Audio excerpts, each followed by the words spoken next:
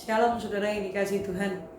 Hari ini saya berharap saudara tetap merasakan perlindungan Tuhan dan kasih setia Tuhan. Saudara yang terkasih, saya ingin mengutip perkataan Tuhan Yesus di dalam kitab Matius pasal 14. Ketika Tuhan Yesus membuat mujizat, memberi makan 5.000 orang.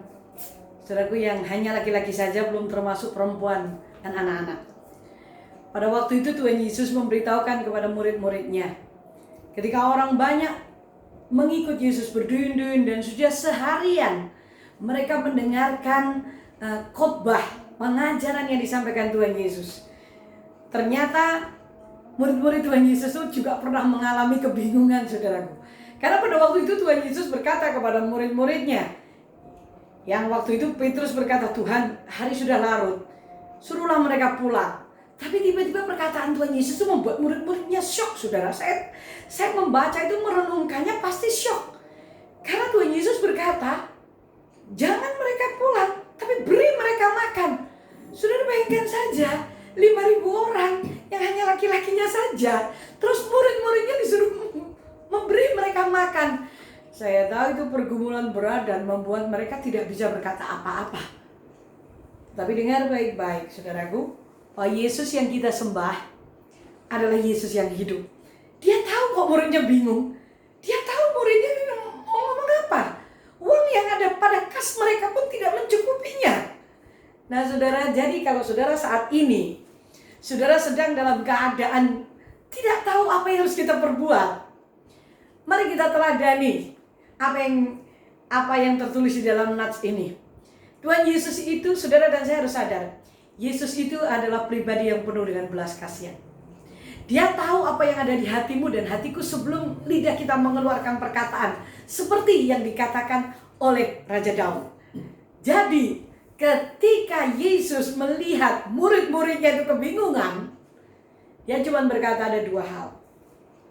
Satu, ayat yang ke-18 itu dia berkata begini, apa yang ada padamu? Dia bertanya. Yang kedua, bawalah kemari. Jadi seringkali, saudaraku, mujizat itu terjadi dengan apa yang ada pada kita, yang kita anggap tidak penting, tidak bisa mempengaruhi perubahan keadaan. Saudaraku, benar, saya tahu waktu itu murid-muridnya hanya menjawab, yang ada pada kami hanya 5 roti dan 2 ikan. Apalah artinya ini, saudara?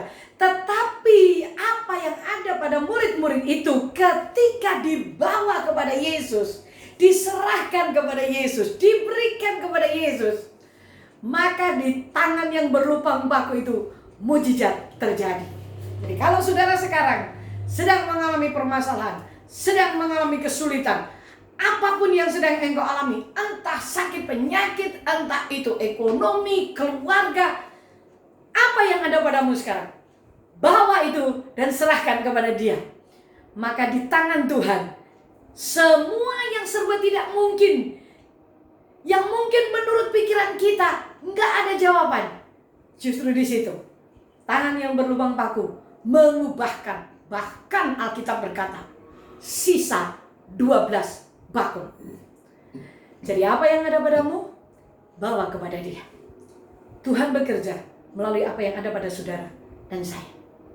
Entah itu tenaga, entah itu keuangan, entah itu sisa kesehatan, apapun yang ada pada kita, mari kita bawa kepada Dia. Pekerjaanmu juga. Dan saya percaya pasti Tuhan memberkati saudara dan saya, dan mujizat tersedia. Mari kita berdoa.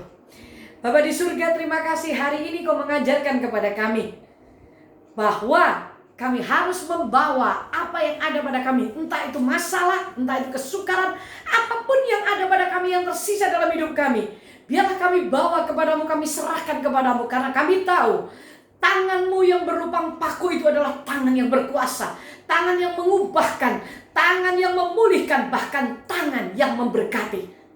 Ketika kami yang mendengar firman-Mu ini melakukannya, hamba percaya kuasa firman-Mu terjadi dalam hidup kami.